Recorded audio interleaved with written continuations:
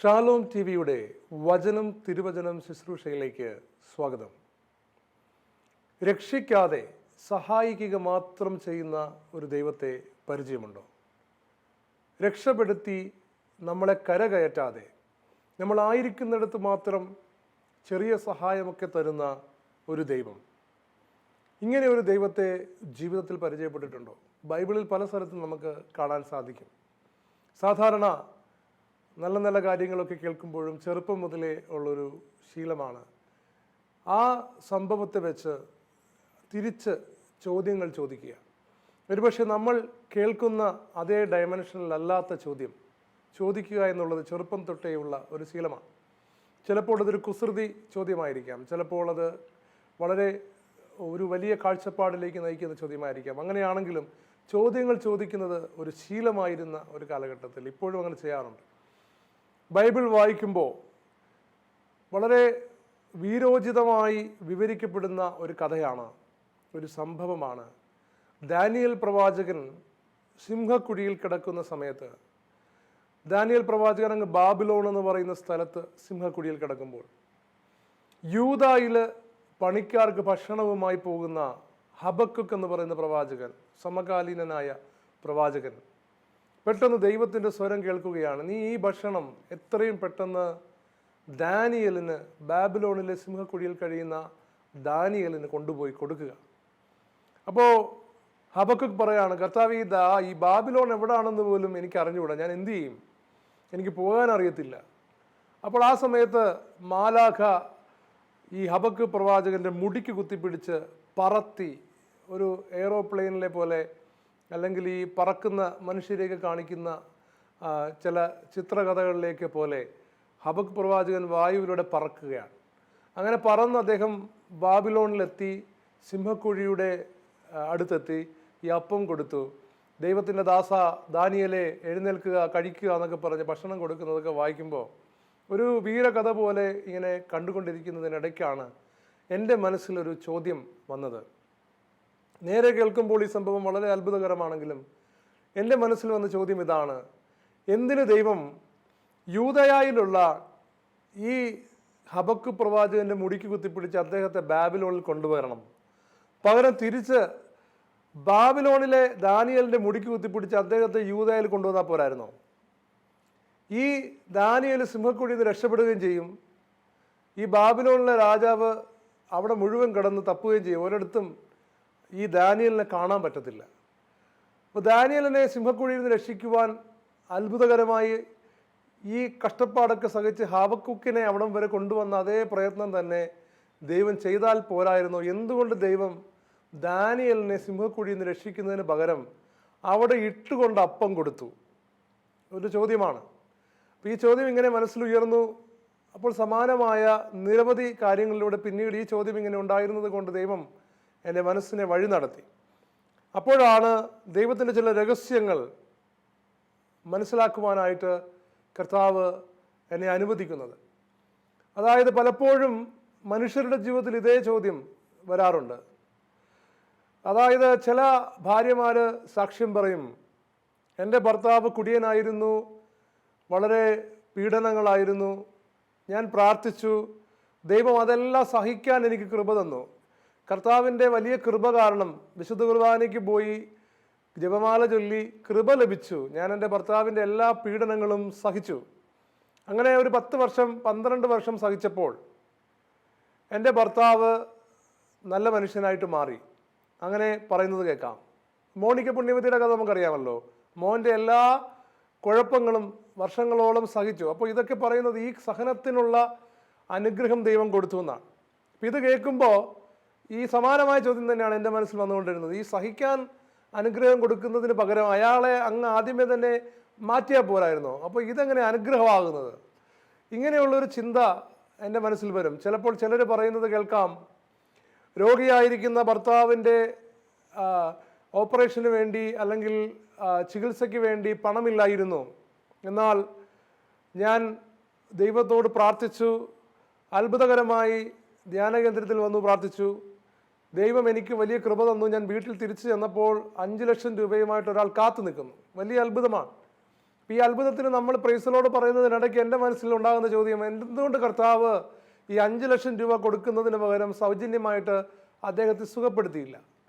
വളരെ കൃത്യമായി ചോദ്യം വരുന്ന സമയത്ത് കർത്താവ് തന്നെ തരേണ്ട ഒരു ഉത്തരമാണ്. പലപ്പോഴും രക്ഷിക്കാതെ, അതായത് രക്ഷപ്പെടുത്താതെ ആ കിടക്കുന്ന അവസ്ഥയിൽ സഹായിച്ചുകൊണ്ട് അതും ഒരു അത്ഭുതമാണ് എന്ന് നമ്മളോട് പറയാനും തിരിച്ചറിയാനും ആവശ്യപ്പെടുന്ന ഒരു ദൈവത്തെ കാണുമ്പോൾ എന്തുകൊണ്ട് ഇങ്ങനെ ചെയ്യുന്നു എന്ന ചോദ്യം.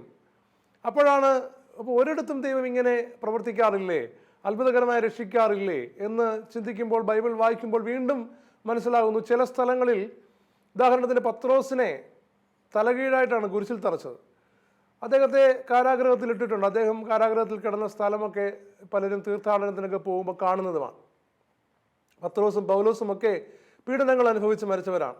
എന്നാൽ ഇതേ പത്രോസിനെ തന്നെ ഒരിക്കൽ കാരാഗൃഹത്തിൽ ഇട്ടിരിക്കുമ്പോൾ ആ കാരാഗൃഹം ഭേദിച്ച് അവിടെ നിന്ന് പുറത്തിറക്കി കൊണ്ടുപോയ ഒരു ദൈവത്തെയും നമ്മൾ കാണുന്നുണ്ട്. അപ്പോൾ ഒരു തവണ രക്ഷിക്കുന്നൊരു ദൈവത്തെ നമ്മൾ കാണുന്നുണ്ട്, കാരാഗൃഹത്തിൽ നിന്ന് രക്ഷിക്കുന്ന, അവിടെ നിന്ന് കടത്തിക്കൊണ്ടു പോകുന്ന ദൈവത്തെ കാണുന്നുണ്ട്. നമ്മൾ ഈശോയുടെ ജീവിതം നോക്കുമ്പോൾ തന്നെ ഈശോ കുഞ്ഞായിരിക്കുമ്പോൾ ഈശോയുടെ മരണം ആഗ്രഹിച്ച് ഈശോയെ കൊല ചെയ്യുവാൻ വേണ്ടി ഈശോയുടെ പ്രായത്തിലുള്ള സകല കുഞ്ഞുങ്ങളെയും കൊന്നുകളയുവാനായി ആ രാജാവ് ഉത്തരവിടുമ്പോൾ അതിനിടയ്ക്ക് കൂടെ അത്ഭുതകരമായി കൂട്ടത്തിലുള്ള സകല കുഞ്ഞുങ്ങളും മരിക്കുമെങ്കിലും യേശു ക്രിസ്തു രക്ഷപ്പെടുകയാണ്. അതുപോലെ മറ്റൊരു സ്ഥലത്ത് ആളുകൾ ഈശോയെ കൊല്ലാൻ പിടിക്കുമ്പോൾ അവിടെ നിന്ന് കർത്താവ് എങ്ങനെയൊക്കെയോ അപ്രത്യക്ഷമാവുകയാണ്. അപ്പം ഇങ്ങനെ പല രംഗങ്ങളിലും കർത്താവ് രക്ഷപ്പെടുന്നതും യേശു ക്രിസ്തു പോലും പിതാവായ ദൈവത്തിൻ്റെ അല്ലെങ്കിൽ സ്വർഗത്തിൻ്റെ പ്രവർത്തനങ്ങൾ നിമിത്തം ഭൂമിയിൽ മനുഷ്യനായിരുന്ന കാലഘട്ടത്തിൽ അവിടുത്തെ രക്ഷപ്പെടുത്തുന്ന ദൈവിക പ്രവർത്തികൾ, സ്വർഗത്തിൻ്റെ പ്രവർത്തികൾ നമ്മൾ കാണുന്നുണ്ട്. എന്നാൽ മറ്റൊരു സ്ഥലത്ത് യേശുവിനെ സ്വർഗം സഹായിക്കാത്തതുപോലെ ലോകം കാണുന്ന, നീ ദൈവപുത്രനാണെങ്കിൽ ഇറങ്ങി വരിക എന്ന് പറഞ്ഞ് പരിഹസിക്കും വിധം ആളുകൾ ഉറഞ്ഞു തുള്ളിയിട്ടും അവിടെ നിന്നൊന്നും യേശുവിനെ ഇറക്കിക്കൊണ്ട് വരാത്ത ഒരു പിതാവിനെയും നമ്മൾ കാണുന്നുണ്ട്.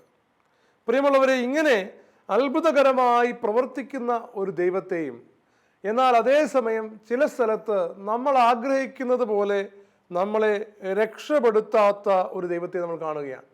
ഇസ്രായേലിൽ സന്ദർശിച്ചിട്ടുള്ളവർക്ക് അറിയാം, പുണ്യ സ്ഥലങ്ങളിൽ പോയവർക്ക് പലപ്പോഴും ഈജിപ്തിൽ പോയിട്ട് ഈ വാഗ്ദത്ത ദേശത്ത് ഇസ്രായേലിൻ്റെ പ്രദേശങ്ങളിലേക്ക് പോകുന്ന ഒരു യാത്രയാണ് പലരും ചെയ്യുക. നേരിട്ട് അങ്ങനെ ഇസ്രായേലിലേക്ക് ഫ്ലൈറ്റിൽ അധികം ആരും പോകാറില്ല.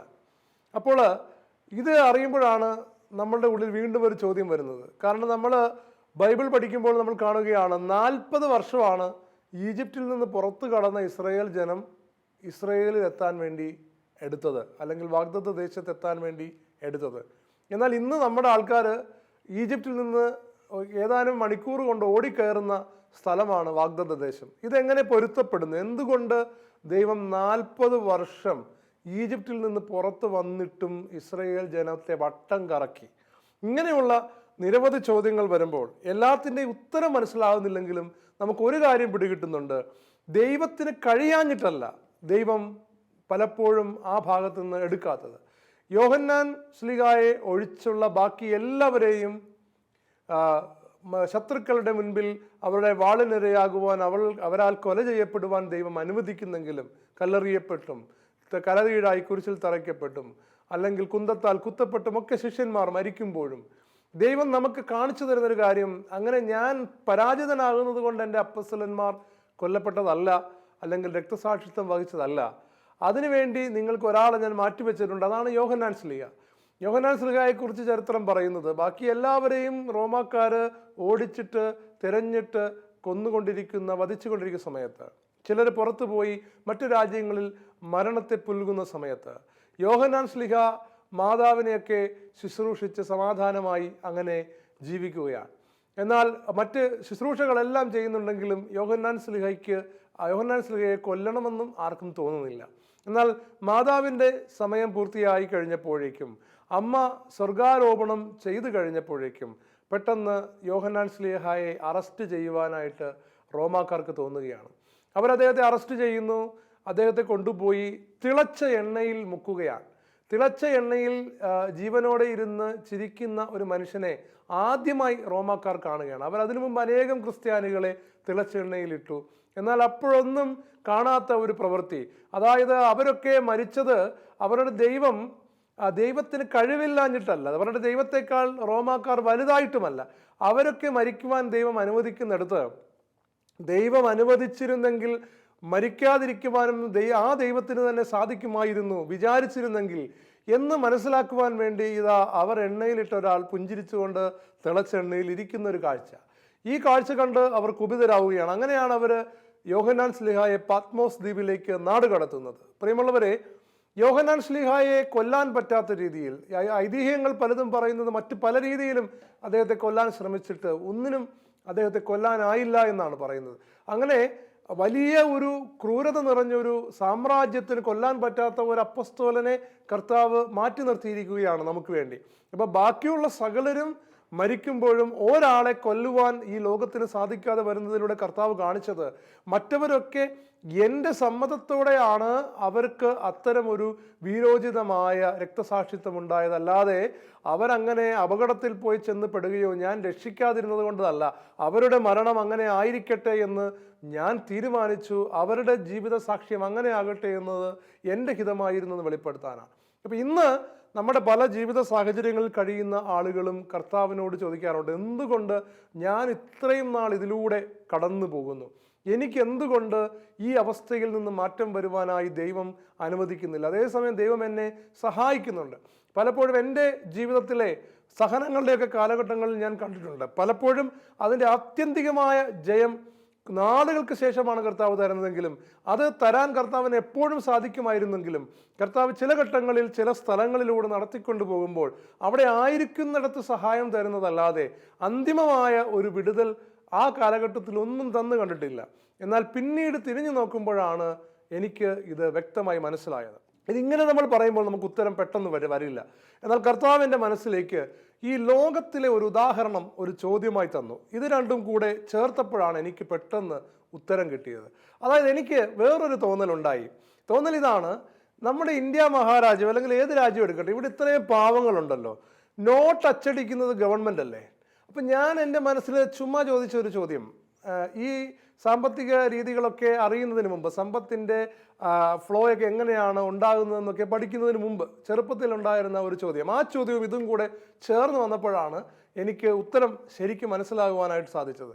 അതായത് എൻ്റെ മനസ്സിൽ വന്ന ചോദ്യം, ഈ ഇന്ത്യ മഹാരാജ്യത്ത് നോട്ട് അച്ചടിക്കുന്ന ഗവൺമെൻറ്റിന് എന്തുകൊണ്ട് ഈ പാവപ്പെട്ടവർക്കെല്ലാം കുറച്ച് നോട്ട് അച്ചടിച്ച് കൊടുത്തുകൂടാ?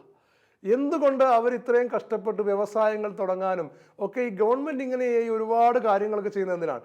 അതിൻ്റെ ഒന്നും ആവശ്യമില്ല. ഈ പാവപ്പെട്ടവർക്കെല്ലാം അങ്ങോട്ട് പണം അടിച്ചു കൊടുക്കുക, പിന്നെ അവൻ കടയിൽ പോയാൽ സാധനം കിട്ടും, അവന് വീട് വയ്ക്കാം. അപ്പോൾ ഇങ്ങനെ പണം അങ്ങോട്ട് അടിച്ച് ദാനം ചെയ്യാതെ എന്തിനാണ് നമ്മളോടൊക്കെ ഇങ്ങനെ ജോലി ചെയ്യാനും കഷ്ടപ്പെടാനും വ്യവസായങ്ങൾ തുടങ്ങാനും ഒക്കെ ഗവൺമെൻറ് പ്രോത്സാഹിപ്പിച്ചു കൊണ്ടിരിക്കുന്നത്? ഇത് എനിക്ക് മനസ്സിലാവുന്നില്ല. ഈ പാവപ്പെട്ടവർക്കെല്ലാം കുറേ കാശങ്ങ് കൊടുത്താൽ, അച്ചടിച്ച് കൊടുത്താൽ ഈ ദാരിദ്ര്യമൊക്കെ തീരത്തില്ലേ? അപ്പോഴാണ് നമുക്ക് മനസ്സിലാകുന്നത് ഈ ലോകത്തിൽ ഈ സിസ്റ്റം വർക്ക് ചെയ്യുന്നത് അങ്ങനെയല്ല, സമ്പത്തിൻ്റെ സിസ്റ്റം വർക്ക് ചെയ്യുന്നത് അങ്ങനെയല്ല. അപ്പോൾ അതുകൊണ്ട് ഒരു ഗവൺമെൻറ്റിന് അറിയാം അങ്ങനെ ചെയ്യുന്നതിലൂടെ അല്ല ഒരു സമ്പദ് വ്യവസ്ഥ വളരുന്നത്. അത് പൂർണ്ണമായി വിവരിക്കാൻ ഒരു സുവിശേഷ പ്രസംഗത്തിൻ്റെ ആവശ്യമില്ല. പക്ഷേ നമുക്ക് അറിയാം അങ്ങനെ ചെയ്താൽ അത് എന്തുകൊണ്ടാണ് അത് ശരിയല്ല എന്നറിയാം. ആ ഉത്തരം നമ്മളെ ദൈവത്തിലേക്ക് നോക്കുമ്പോൾ ദൈവിക രാജ്യവും ദൈവം ഈ ലോകത്ത് സൃഷ്ടിച്ചിരിക്കുന്ന മനുഷ്യരുടെ ലോകത്ത് സൃഷ്ടിച്ചിരിക്കുന്ന ദൈവരാജ്യത്തിൻ്റെ പ്രവർത്തനങ്ങൾക്കും ഈ ലോകത്തിലെ രാജ്യത്തിൻ്റെ പ്രവർത്തനങ്ങളെക്കാൾ ഉപരിയായ ഒരു സംവിധാനം നിലനിൽപ്പുണ്ട്, ഒരു സിസ്റ്റം നിലനിൽപ്പുണ്ട്. ആ സിസ്റ്റത്തിൽ ഓരോ കാര്യങ്ങളും ചെയ്യുന്നതിന് ഒരു ദൈവികമായ ക്രമമുണ്ട്. അപ്പോൾ സർക്കാർ വളരെ പെട്ടെന്ന് ദരിദ്രനായ ഒരാളെ ചിലപ്പോൾ രക്ഷപ്പെടുത്തുന്നത് നമ്മൾ കാണാം, അദ്ദേഹത്തെ രക്ഷപ്പെടുത്തി അദ്ദേഹത്തെ സ്ഥിരപ്പെടുത്തുന്നത് നമ്മൾ കാണാം. എന്നാൽ അതുപോലെ എല്ലാവരെയും ചെയ്യുവാനായിട്ട് സാധിക്കത്തില്ല, കാരണം ഈ ലോകത്തിൻ്റെ ക്രമം അങ്ങനെയല്ല. അതുപോലെ തന്നെ ഈ ലോകത്ത് ഈ ഒരു ഉദാഹരണം എടുത്ത് നമ്മൾ നോക്കുമ്പോൾ മനുഷ്യരുടെ ഇടയിൽ മനുഷ്യരുണ്ടാക്കിയ ഒരു വലിയ സിസ്റ്റത്തിനകത്ത് ഒരു ചെറിയ മാറ്റം വരണമെങ്കിൽ ആ സിസ്റ്റത്തിൽ നമ്മൾ കാണാത്ത അനേകം കാര്യങ്ങൾ ഇപ്പോൾ ഞാനിത് പ്രസംഗിക്കുമ്പോൾ ഇത് കേട്ടുകൊണ്ടിരിക്കുന്ന ആൾക്ക് എല്ലാവർക്കും തന്നെ വ്യക്തമാകണമെന്നില്ല എന്തുകൊണ്ടാണ് ഗവൺമെൻറ് നോട്ടടിച്ച് തന്നു കഴിഞ്ഞാൽ അത് ശരിയാകാത്തത് എന്നതിൻ്റെ കൃത്യമായ ഉത്തരം എല്ലാവർക്കും ഉണ്ടാകണമെന്നില്ല. എങ്കിലും എല്ലാവരും തിരിച്ചറിയുന്നുണ്ട് അത് ശരിയല്ല. അതുകൊണ്ടാണ് കള്ളനോട്ടടി ശരിയല്ലാത്തത്. നോട്ടടിച്ചത് കൊണ്ട് അത് ഒരു പരിഹാരമാകുന്നില്ല എന്ന് പറയുന്നത് പോലെയാണ് കർത്താവിൻ്റെ സിസ്റ്റത്തിനകത്തും ഓരോ കാര്യങ്ങൾ നടക്കുന്നതിന് കർത്താവിൻ്റെ ഇൻ്റലിജൻസ് എന്ന് പറയുന്നത് ഈ ഒരു രാഷ്ട്രത്തിൻ്റെ കാലഘട്ടം എന്ന് പറയുന്നത് നമുക്കൊരിക്കലും തീരുമാനിക്കാൻ പറ്റുന്ന ഒരു കാലഘട്ടം. ഒരു ചെറിയൊരു സ്പാനാണ് ദൈവരാജ്യവുമായിട്ട് വെച്ച് നോക്കുമ്പോൾ. ഉദാഹരണത്തിന് പണ്ട് ഉണ്ടായിരുന്ന ഒരു സാമ്രാജ്യത്തിൻ്റെ പേരാണ് റോമാ സാമ്രാജ്യം. എന്നാൽ ഇന്ന് റോം എന്ന് പറഞ്ഞു കഴിഞ്ഞാൽ വളരെ ചെറിയൊരു സ്ഥലമാണ്, അല്ലേ? ഇന്ന് നമ്മുടെ ഭാരതം എന്ന് നമ്മൾ കാണുന്ന ഈ ഒരു സ്ഥലമായിരുന്നില്ല നൂറ്റാണ്ടുകൾക്ക് മുമ്പുള്ള ഭാരതം. അത് അതിനേക്കാൾ വലുതായിരുന്നു. അപ്പോൾ കാലഘട്ടം കഴിയുന്നതനുസരിച്ച് രാജ്യത്തിൻ്റെ വിസ്തൃതിയും ഡയമെൻഷൻ ഇതെല്ലാം മാറുന്നുണ്ട്. ഈ കുഞ്ഞ് വ്യത്യസ്തമായ വളരെ കുറച്ച് കാലഘട്ടത്തേക്ക് മാത്രം സാധ്യതയുള്ള ഒരു സംവിധാനത്തിനകത്ത് ഇത്രയും കാര്യങ്ങൾ നടപ്പിലാക്കുവാൻ ഇത്രയും പ്രശ്നങ്ങളുണ്ടെങ്കിൽ ഈ ലോകത്തിലെ മുഴുവൻ ജനങ്ങളെയും ആദ്യകാലം മുതൽ ഇനി വരാനിരിക്കുന്ന ജനങ്ങളും ഉൾക്കൊള്ളുന്ന വലിയ ദൈവരാജ്യത്തിൻ്റെ സിസ്റ്റം മാനേജ് ചെയ്യുമ്പോൾ അവിടെ വളരെ പ്രധാനപ്പെട്ട ഒരു സ്ഥലത്താണ് നമ്മുടെ ജീവിതത്തെ ദൈവം വെച്ചിരിക്കുന്നത്. നമ്മുടെ ഈ ജീവിതം നമ്മളെ തുടർന്ന് വരുന്ന, നമ്മളിൽ നിന്ന് പുറപ്പെടുന്ന ഒരു വലിയ തലമുറയ്ക്ക് തലമുറയോട് റെസ്പോൺസിബിലിറ്റി ഉള്ള ഒരു ജീവിതമാണ്. ഉദാഹരണം ഞാൻ പറയാം. ഞാൻ ചെറുപ്പക്കാർക്ക് ക്ലാസ് എടുക്കുമ്പോൾ പറയാറുണ്ട്, അവരെ സംബന്ധിച്ചിടത്തോളം ഒരു 200 വർഷം കഴിയുമ്പോൾ അവർ ഒരു വലിയ സമൂഹത്തിൻ്റെ പൂർവ്വ പിതാവാണ്. ഇന്ന് വളരെ സാധാരണ ഒരു ചെറുപ്പക്കാരനായ ഒരു വ്യക്തി അവനിങ്ങനെ ചുമ്മാ ജീവിക്കുകയാണ്. അവൻ വിചാരിക്കുന്നത് അവൻ ഒറ്റയ്ക്കേ ഉള്ളൂ. എന്നാൽ ഒരു 5 വർഷം 10 വർഷത്തിനുള്ളിൽ അവൻ വിവാഹം കഴിക്കും, അവന് മക്കളുണ്ടാകും. കുറച്ച് നാൾ കഴിയുമ്പോൾ അവൻ്റെ മക്കൾ വിവാഹം കഴിക്കും, അവർക്ക് മക്കളുണ്ടാകും. ഒരു 200 കൊല്ലം കഴിയുമ്പോൾ ഇവനിവിടെ ഉണ്ടാവില്ലെങ്കിലും 200 കൊല്ലം കഴിയുമ്പോൾ ഇവനിൽ നിന്ന് പുറപ്പെട്ട ഒരു ജനത ഈ ലോകത്ത് ജീവിക്കുന്നുണ്ടാവും. അപ്പോൾ ഇവൻ്റെ ജീവിതത്തിൽ നടക്കുന്ന ഓരോ സംഭവവും, ഇവൻ്റെ ജീവിതത്തിൽ നടക്കുന്ന ഓരോ തീരുമാനങ്ങളും തീർച്ചയായും സ്വാധീനിക്കുവാൻ പോകുന്ന ഒരു ജനതയാണ് 200 വർഷങ്ങൾക്ക് ശേഷം ഇവനിൽ നിന്ന് പുറപ്പെട്ടതായി ഈ ലോകത്തുണ്ടാവുക. അവർ ചിതറിക്കപ്പെട്ട് പല സ്ഥലങ്ങളിലായിരിക്കാം, പക്ഷേ ഇവൻ ഒരു ജനതയുടെ പിതാവാണ്. നമ്മുടെ അബ്രഹാം ഒരു ജനതയുടെ പിതാവാണെന്ന് പറഞ്ഞതുപോലെ ഓരോ വ്യക്തിയും അയാളിൽ നിന്ന് പുറപ്പെടുവാനായി ദൈവം നിശ്ചയിച്ചിരിക്കുന്ന ഒരു ജനതയുടെ റെസ്പോൺസിബിലിറ്റി ഉള്ളവരാണ്. വിവാഹം കഴിക്കാതെ ലോകത്തിന് ശുശ്രൂഷ ചെയ്യുന്നവർ അനേകം ജനതകളെ വാർത്തെടുക്കുന്നതിന് വേണ്ടിയിട്ടുള്ള വലിയ പ്രവർത്തനങ്ങളിൽ ഏർപ്പെടുന്നവരാണ്. അപ്പോൾ നമുക്ക് തോന്നിയതുപോലെ എന്തും പ്രവർത്തിക്കുവാനോ നമുക്ക് മനസ്സിലാക്കുന്നത് പോലെ നമ്മുടെ ജീവിതത്തിൽ കാര്യങ്ങൾ നടക്കുവാനോ എപ്പോഴും സാധിക്കണമെന്നില്ല. ഇന്ന് നമ്മുടെ ജീവിതത്തിൽ നടക്കുന്ന ഒരു സംഭവത്തിന് 100 വർഷങ്ങൾക്ക് ശേഷം ജീവിക്കുന്ന ഒരു കുഞ്ഞിൻ്റെ ജീവിതത്തിൻ്റെ മേൽ ഒരു വലിയ സ്വാധീനമുണ്ട്. ശാസ്ത്രം പോലും തെളിയിച്ചിട്ടുള്ളൊരു കാര്യമാണ്. ഇന്ന് നമ്മളിൽ ഒരു ദുശ്ശീലം നമ്മൾ ഡെവലപ്പ് ചെയ്താൽ, ഇന്ന് നമ്മളിൽ ഒരു പാപം നമ്മൾ രൂപപ്പെടുത്തിയാൽ അത് നമ്മുടെ തലമുറകളിലേക്ക് വ്യാപിക്കുമെന്ന്, അത് നമ്മുടെ തലമുറകളിലേക്ക് ഒരു ശീലമായി സ്വഭാവമായി കടന്നു വരുമെന്ന് ജനിതക ശാസ്ത്രം പറയുകയാണ്. അപ്പോൾ ഇന്ന് എൻ്റെ ഉള്ളിൽ ഒരു ശീലം എങ്ങനെ ഉണ്ടാകണമെന്ന് ഞാനാണ് തീരുമാനിക്കേണ്ടത്. ഇന്ന് ഞാൻ എത്രത്തോളം സമ്പാദിക്കണമെന്നും ഏതവസ്ഥയിലായിരിക്കണമെന്നും ഞാൻ തീരുമാനിക്കണം. അപ്പോൾ ഞാൻ തീരുമാനിക്കുമ്പോൾ എൻ്റെ ഈ ജീവിതത്തിൽ നടക്കുന്ന ഓരോ സംഭവങ്ങളോട് ഞാൻ എങ്ങനെ റെസ്പോണ്ട് ചെയ്യണം, റിയാക്ട് ചെയ്യണം തീരുമാനിക്കുമ്പോൾ ഈ ഇത്രയും തലമുറകളെ അറിയാവുന്ന ദൈവം എൻ്റെ ജീവിതത്തിൽ പ്രത്യേക വഴിയിലൂടെ നയിക്കാൻ ശ്രമിക്കുന്നത് ഞാൻ കാണുകയാണ്. അതാണ് എൻ്റെ ജീവിതത്തിൽ നടക്കുന്ന, ഞാൻ അറിഞ്ഞുകൂടാതെ സംഭവിക്കുന്ന പല കാര്യങ്ങളും. ഉദാഹരണം പറഞ്ഞാൽ, കർത്താവായ യേശുക്രിസ്തു ഈ ലോകത്തിൽ ജീവിക്കുമ്പോൾ കർത്താവിൻ്റെ ജീവിതത്തിൽ കർത്താവ് വിവാഹം കഴിക്കുന്നില്ല എന്നൊരു തീരുമാനമെടുക്കുകയാണ്. കർത്താവ് ബ്രഹ്മചാര്യം സ്വീകരിക്കുകയാണ്, അല്ലേ?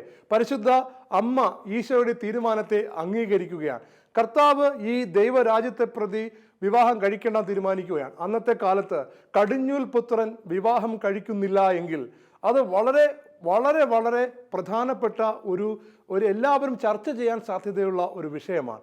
എന്നാൽ യേശു അത് തീരുമാനിക്കുന്നത് ദൈവത്തിൻ്റെ ഹിതപ്രകാരമാണ്. പരിശുദ്ധ അമ്മയോട് അനേകർ ചോദിച്ചു കാണും, ഔസേ പിതാവിൻ്റെ തലമുറ തീർന്നു പോവുകയല്ലേ, ഇനി നിങ്ങളിൽ നിന്നൊരു തലമുറ പുറപ്പെടുകയില്ലല്ലോ. എന്നാൽ ഇത് മനസ്സിലാക്കുവാൻ സാധാരണക്കാർക്കൊന്നും സാധിക്കുന്നില്ല. എന്നാൽ ഈശോയുടെ ജീവിതത്തിലെ ദൈവത്തിൻ്റെ പദ്ധതി എന്ന് പറഞ്ഞാൽ, ഇന്ന് 2000 വർഷങ്ങൾക്കിപ്പുറം ഈ കേരളത്തിൽ ജീവിച്ചിരിക്കുന്ന ഞാൻ അവനിലൂടെ ദൈവരാജ്യത്തിലേക്ക് ജനിച്ചു വീണ അവൻ്റെ തലമുറയിലെ അവൻ മൂലം, അവൻ രക്തം ചിന്തിയത് മൂലം ദൈവരാജ്യത്തിൽ പിറന്നു വീണ ഒരു കുഞ്ഞാണ് ഞാൻ. ഇങ്ങനെ അനേക കോടി ജനങ്ങളെ ഈ ദൈവരാജ്യത്തിലേക്ക് ജനിപ്പിക്കുവാൻ വേണ്ടി സ്വന്തം ജീവിതത്തിലെ മനുഷ്യരുടേതായിട്ടുള്ള എല്ലാ കോളിങ്ങുകളും ഉപേക്ഷിക്കുന്ന ഒരു ദൈവത്തെയാണ് നമ്മൾ കാണുന്നത്.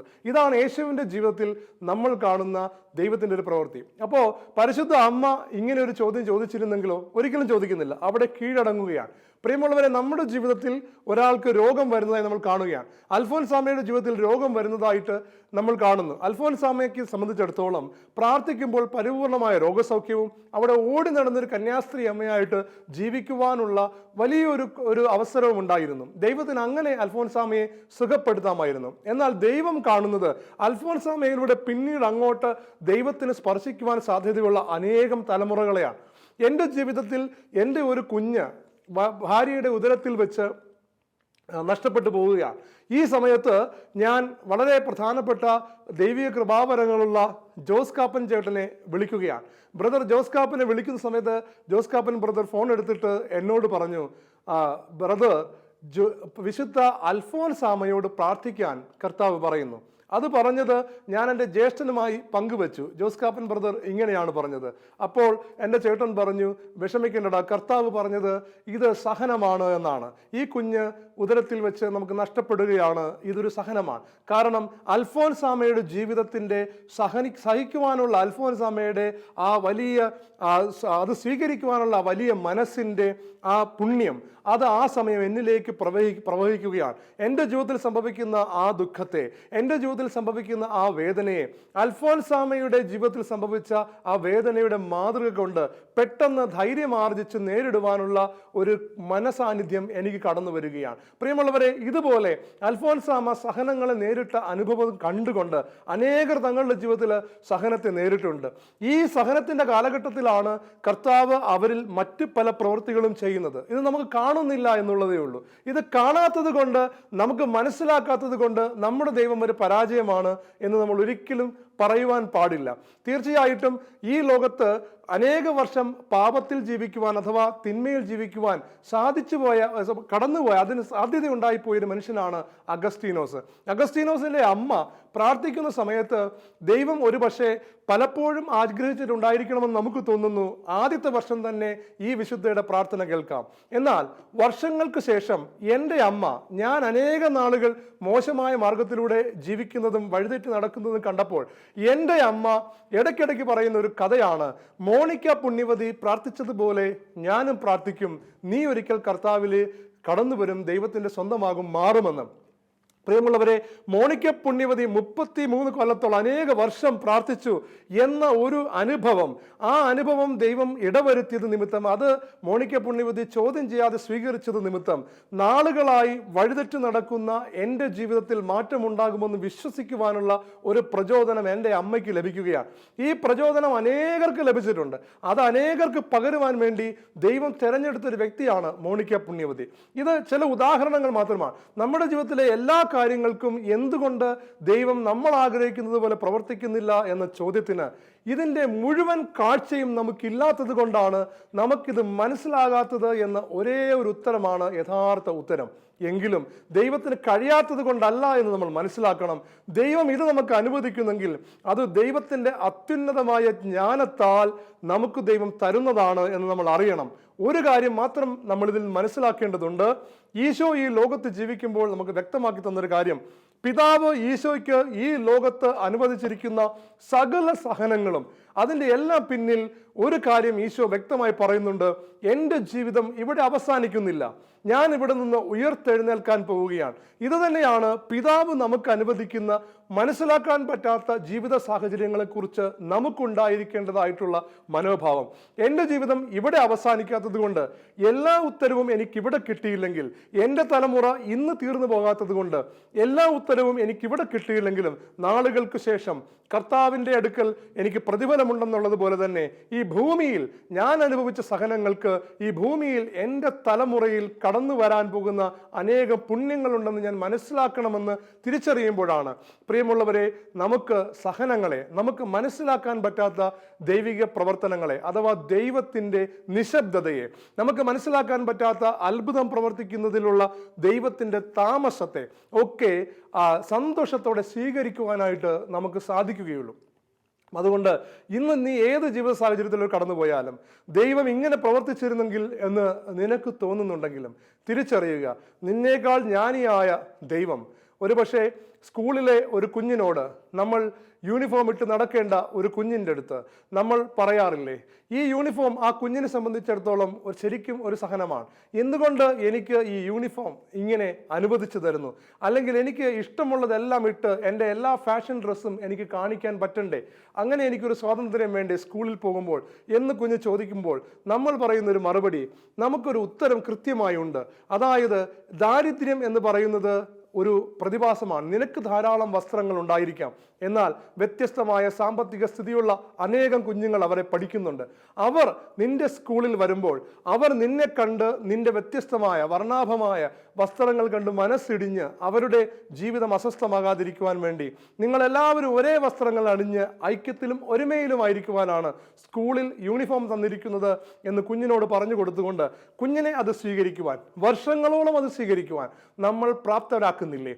ഈ സമയത്ത് നമുക്ക് ഇതിൻ്റെ മുഴുവൻ പിക്ചർ അറിയാവുന്നത് കൊണ്ടാണ് കുഞ്ഞിനോട് നമുക്ക് ഉത്തരം പറഞ്ഞു കൊടുക്കാൻ സാധിക്കുന്നത്.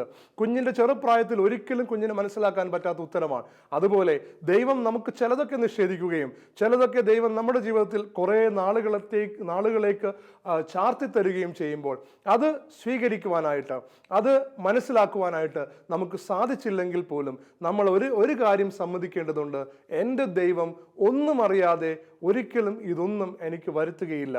കർത്താവിൻ്റെ അനന്തമായ ജ്ഞാനത്തിൽ നിന്നാണ് ഞാനിതൊക്കെയും സ്വീകരിക്കേണ്ടത്. ഈ കർത്താവ് മനസ്സിലാക്കുന്നത് പോലെയാണ് ഞാനിത് മനസ്സിലാക്കേണ്ടത്. അഥവാ എനിക്ക് മനസ്സിലായില്ലെങ്കിൽ പോലും ഞാനിതിനെ സ്വീകരിക്കും. മക്കബായരുടെ പുസ്തകത്തിൽ ആ കുഞ്ഞുങ്ങൾ മരണത്തിലേക്ക് പോകുന്ന സമയത്ത് കൊല്ലുന്നവരോട് പറയുകയാണ്, ഞങ്ങളുടെ ദൈവം ഞങ്ങളെ രക്ഷിക്കാൻ കഴിവുള്ളവനാണെന്ന് ഞങ്ങൾക്കറിയാം. ഇനി അവൻ ഞങ്ങളെ രക്ഷിച്ചില്ലെങ്കിൽ തന്നെയും ഞങ്ങളുടെ ദൈവത്തെ ധിക്കരിക്കുവാൻ ഞങ്ങൾ തയ്യാറല്ല, മരണത്തെ സ്വീകരിക്കുമെന്ന് പറഞ്ഞില്ലേ? ആ മനസ്സ്, ആ ചങ്കൂറ്റമാണ് നമുക്ക് വേണ്ടത്. പ്രാർത്ഥിക്കാം. കർത്താവേ, അങ്ങ് ഞങ്ങളുടെ ജീവിതത്തിൽ പ്രവർത്തിക്കുമ്പോൾ, അങ്ങ് നിശബ്ദനായിരിക്കുന്നത് കാണുമ്പോൾ അതിനൊരർത്ഥമുണ്ടെന്ന് മനസ്സിലാക്കുവാൻ, അങ്ങ് ആഗ്രഹിക്കുന്നത് പോലെ ജീവിതത്തെ സ്വീകരിക്കുവാൻ ഞങ്ങളെ സഹായിക്കണമേ. പിതാവിനും പുത്രനും പരിശുദ്ധാത്മാവിനും സ്തുതി.